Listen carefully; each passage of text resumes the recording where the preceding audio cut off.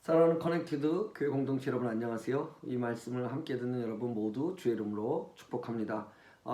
지금 12바구니에 담긴 이야기를 하고 있습니다. 그 이야기 시리즈 중에 첫 번째로 성령의 열매 중에 충성에 대한 이야기를 했고요. 지난 5일간 충성에 대한 이야기를 5번 나누고 오늘은 첫 번째 열매인 충성에 대한 부분에 마지막 시간을 갖도록 하겠습니다. 6번째 시간이고요. 오늘은 충성은 비움의 영성입니다 라는 제목으로 빌립보서 2장 5절부터 11절까지 있는 말씀을 함께 보도록 하겠습니다. 제가 읽겠습니다. 너희 안에 이 마음을 품으라. 곧 그리스도 예수의 마음이니 그는 근본 하나님의 본체시나 하나님과 동등됨을 취할 것을 여기지 아니하시고 오히려 자기를 비워 종의 형체를 가져 사람들과 같이 되었고 사람의 모양으로 나타내셨으며 자기를 낮추시고 죽기까지 복종하셨으니 곧 십자가에 죽으심이라. 이러므로 하나님이 그를 지극히 높여 모든 이름 위에 뛰어난 이름을 주사 하늘에 있는 자들과 땅에 있는 자들과 땅 아래에 있는 자들로 모든 무릎을 예수의 이름에 꿇게 하시고 모든 입으로 예수 그리스도를 주라 시인하여 하나님 아버지께 영광을 돌리게 하셨느니라. 특별히 7절에 있는 말씀입니다. 오히려 자기를 비워 종의 형체를 가져 사람들과 같이 되었고 라는 말씀을 통해서 오늘 여러분과 함께 좀 말씀을 나눠보고자 합니다. 예전에 제가 시내에서 교회를 섬길 때 늘 보던 모습 중에 하나가 저녁이 되면 많은 청년들이 그 시내에서 방황한다는 거였습니다. 술에 취한 청년들 또는 다른 이성들과 만나는 청년들. 그런데 그 늦도록 그들의 모습을 보면 채워지지 않는 모습을 채우기 위해서 노력하고 그리고 그간에 스트레스 받았던 것들을 어떻게든 보상받으려는 듯한 모습들이 많이 보였지요. 그런 모습들을 보면서 한번 가졌던 생각이 있습니다. 제가 어딘가에 메모를 해놨는데 그것을 보니까 만약에 이 도시가 완전히 하나님을 잃어버리게 되면 어떤 도시가 될까라는 생각을 해봤습니다. 다른 말로 하면 사단이 만약에 이 도시를 장악한다 그러면 어떤 모습일까라는 질문을 해봤죠. 그리고 거기에 제가 썼던 것은 어쩌면 굉장히 낭만적이고 남들 보기에 근사한 도시가 되어 있을 수도 있다라는 것을 써놨더라고요. 그 이유는 술집에서는 즐거운 소리들이 들리고 그리고 성적인 도색물들은 아주 자연스럽게 표현이 되고 누구든 거기에 대해서 토를 달지 않고요. 사람들은 친절하고 상냥하게 서로를 대할 겁니다. 물론 그렇지 않았다간 고소를 당할 수 있으니까요. 그것뿐만 아니라 그렇게 되면 용서는 전혀 없지만 대신에 사생활을 강화받을 수 있는 사생활을 더 보장받을 수 있는 일들이 생길 겁니다.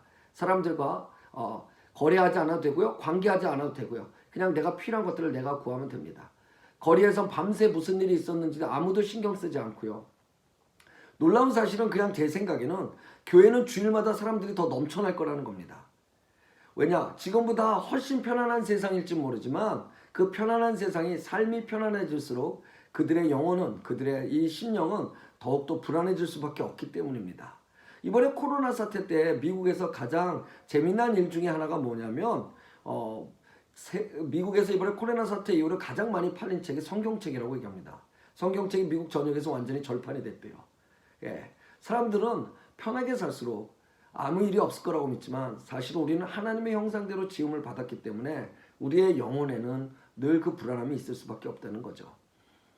그런데 정말 중요한 건 뭐냐면요. 만약에 우리가 하나님이 없는 세상을 살거나 사단이 이 땅을 정말로 다 장악해서 그런 세상을 살게 된다면 오히려 그런 속에서 그런 불안함, 우리가 하나님의 형상을 입었기 때문에 숨길 수 없는 그 불안함 때문에 교회는 어쩌면 지금보다 훨씬 많은 사람들이 나올 수 있을 것 같다는 겁니다. 훨씬 많이 나올 수 있지만 정말 중요한 건 뭐냐면 그 예배에서는 절대 예수 그리스도가 선포되지 않을 거라는 거죠.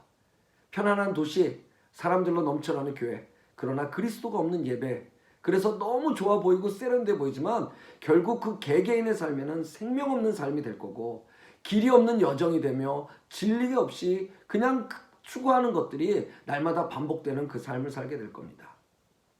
저는 그런 면에서 기독교를 4글자로 줄이면 오직 예수가 아닌가 한번 생각해 봅니다. 지금 많은 교회들이 위기라고 얘기하지만 그래도 제가 요새 많은 분들, 특별히 한국에 계신 분들하고 통화를 하고 그분들과 기도를 하면서 느끼는 것은 뭐냐면 아직까지 오직 예수라는 구호가 우리의 예배 속에, 우리의 삶 속에 남아있다는 사실입니다. 그런데 이 오직 예수가 그렇게 우리 안에 살아있는 외침으로 남아있는데도 불구하고 왜 여전히 우리의 신앙과 우리의 교회는 어려움을 처해있을까요? 그것은 아마도 오직 예수라는 외침은 있지만 예수처럼 사는 삶에 대한 부분들은 우리가 점점 줄어들고 있지 않나 생각해 봅니다. 그런 면에서 오늘 본문에서 읽은 것 같이 하나님을 뜻을 품으셨던 예수의 마음과 그것을 이루시기 위해서 살아가셨던 그 예수의 그 모든 삶을 통해서 볼 때 오늘 읽은 본문에 나온 자신을 비워서는 우리에게 중요한 의미를 갖습니다. 예수님이 누구신가를 다루는 기독론에 있어서도 가장 중요한 개념 중에 하나가 케노시스, 다른 말로 하면 비우다라는 뜻입니다. 2장 7절 아까 읽은 대로 오히려 자기를 비워 종의 형체를 가지사. 예수님이 누구냐라는 신학적 질문에 한마디로 얘기한다면 케노시스, 자신을 비우신 분이라는 거죠. 하나님이신데 하나님이시기를 포기하고 이 땅에 인간의 이 몸을 입고 오셨다는 거, 가장 높은 보좌를 포기하고 가장 낮은 데로 오셨다는 겁니다. 이 7절의 자기를 비워를 영어로 보면 made him no reputation 혹은 made himself nothing 이렇게 얘기합니다. 이 말은 우리가 오해해서 단순히 불교에서 말하는 공술의 공수고로 무언가를 비워야 한다거나 그런 것이 아니죠.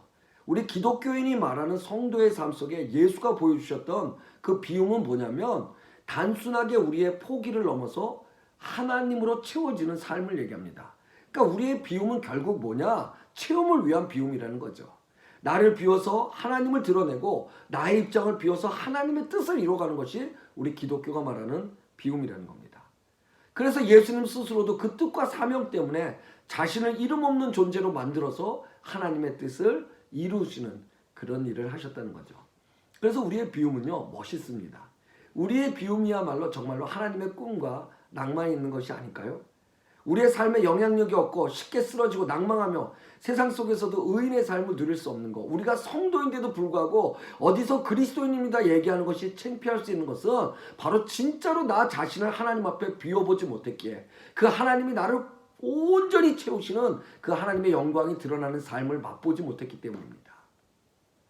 오늘 읽으신 본문의 내용이 배경이 되는 것이 빌립보 교회를 향한 바울의 서신이었죠. 빌립보 교회는 바울의 편지에서 그 교회 안에 갈등이 있고 분쟁이 있다는 사실을 우리는 보게 됩니다. 자신이 개척한 교회 안에 이런 문제가 발생해서 교회가 편안하지 못하다는 사실을 들은 바울은요 마음이 몹시 아팠을 거예요. 비록 교회가 자신에게 큰 위로의 헌금을 보내서 기뻐했지만 내부에 있는 분쟁과 갈등의 소식은요 바울의 마음을 또 바울의 심령을 평안하지 못하게 했을 겁니다. 그래서 그는 교회 내부에 생존하고 있는 쓴뿌리 분쟁과 당파와 편향을 하기 위해서 최선의 방법을 제시하죠. 교회를 개척한 그가 최선의 방법을 제시했던 방법이 무엇일까요? 정치적이고 타협적이고 그리고 민주적인 것이 아니었습니다. 죄송합니다 여러분. 그 교회를 개척했던 바울, 그 바울이 그 사랑하는 성도들을 향해서 제시했던 최고의 방법은 주님 앞에서 자신을 돌아보는 개혁이었는데 그것은 뭐냐면 결론을 말한다면 예수처럼 살아주세요라는 것이었습니다. 예수처럼 사는 것이 무엇일까요? 그는 하나님과 근본 같은 본체신데도 불구하고 하나님과 동등함을 취하지 여기지 않으시고 오히려 자기를 비우셔서 종의 형체를 입고 사람들에게 오셨다는 거예요. 이 바울 선생님이 얘기하는 건 뭐냐면요. 교회가 되기 위해서는 이렇게 가는 방향을 제시하시는 것이 아니라 당신 예수 그리스도의 은혜를 입고 예수 그리스도로 교회가 된 성도가 된 당신이 예수처럼 살지 않으면 절대로 이 공동체 안에 분쟁은 해결될 수 없다는 것을 이야기하는 것입니다. 여러분의 가정에 혹시 다툼이 있습니까? 여러분이 일하는 사업체에 갈등이 있습니까? 여러분 인간 사회는요 어디나 갈등이 올 수밖에 없고 어디나 분쟁이 올 수밖에 없습니다. 자 여기서 마침표를 딱 찍고 괜찮아 라고 얘기하면 이건 세상과 우리가 다르지 않은 겁니다. 하나도 다른 게 없죠. 세상도 그건 다 아니까. 그런데 오늘 바울 선생님이 얘기하는 건 우리가 인간이기 때문에 다툼이 있고 우리가 인간이기 때문에 분쟁이 있고 우리가 인간이기 때문에 우리가 그 안에서 갈등이 있을 때 괜찮아로 끝나는 것이 아니라 한 단계 넘어서 나를 비워 예수 그리스도처럼 살지 않으면 우리는 온전한 하나님께서 우리에게 준비하셨던 그 참된 맛들을 경험할 수 없다는 거죠. 성도로서도 공동체로서도 그것이 여러분의 가족이든 교회든 사업체든 말입니다.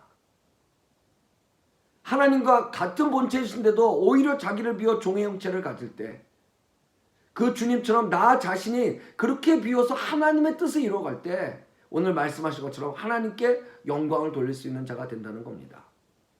잊지 않으셨으면 좋겠어요. 기독교는 내가 비우는 겁니다. 자기를 비워. 남을 비우게 하는 것이 아닙니다.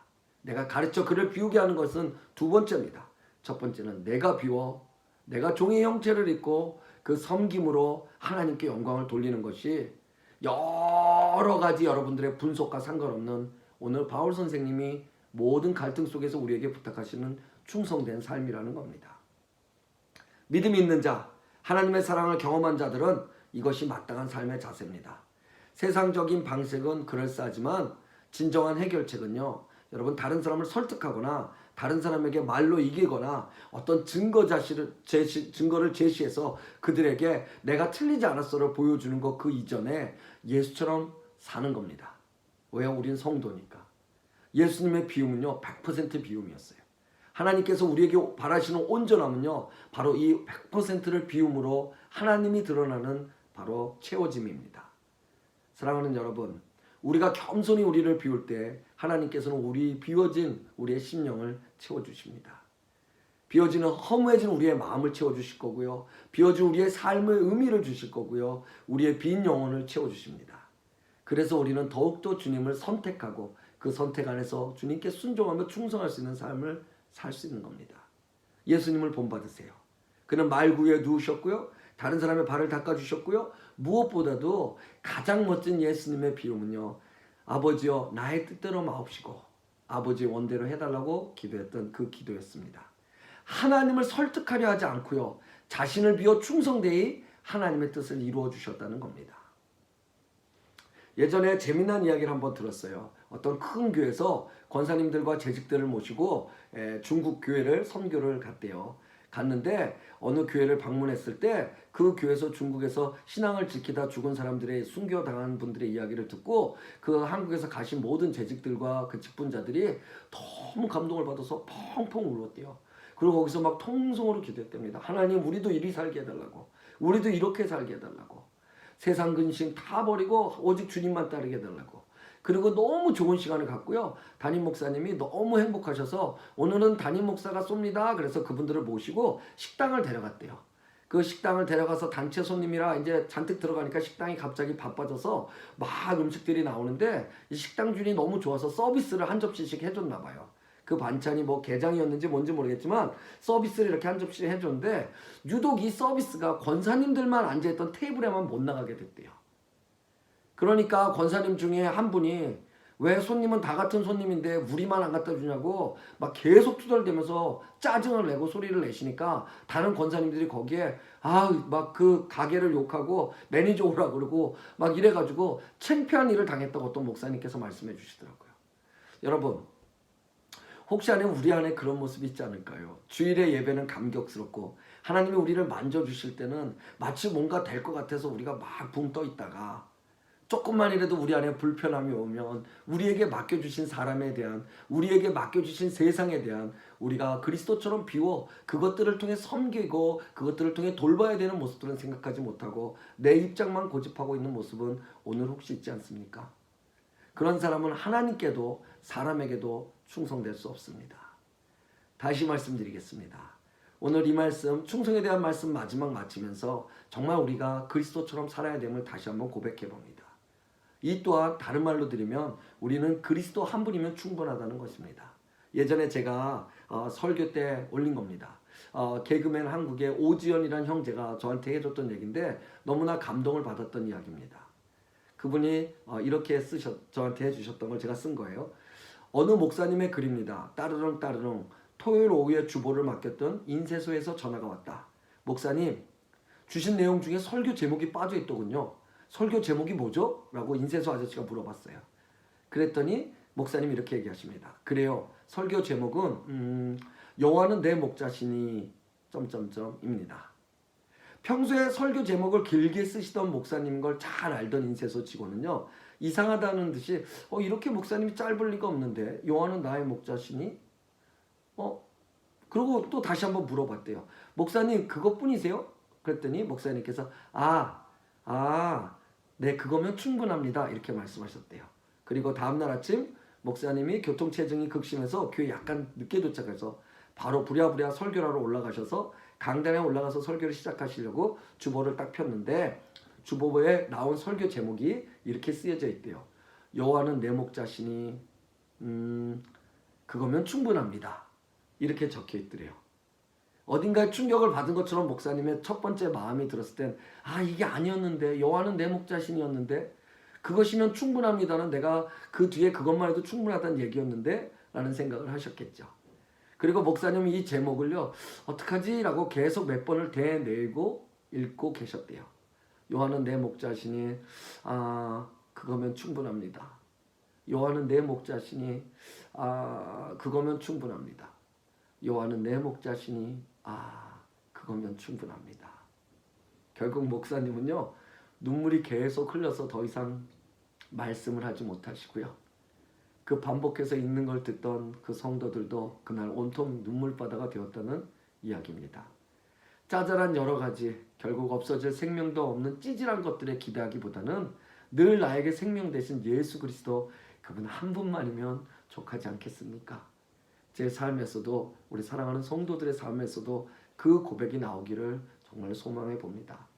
주는 나의 목자시니 그것이면 충분합니다. 그래서 내가 나 전부 되신 그 주님을 따르는 삶을 살겠습니다. 주님처럼 살기에 나를 비우는 삶, 하나님의 아들 예수님의 비우심의 경험은 결코 패배한 자들이 어쩔 수 없는 쓴 경험이 아니었습니다.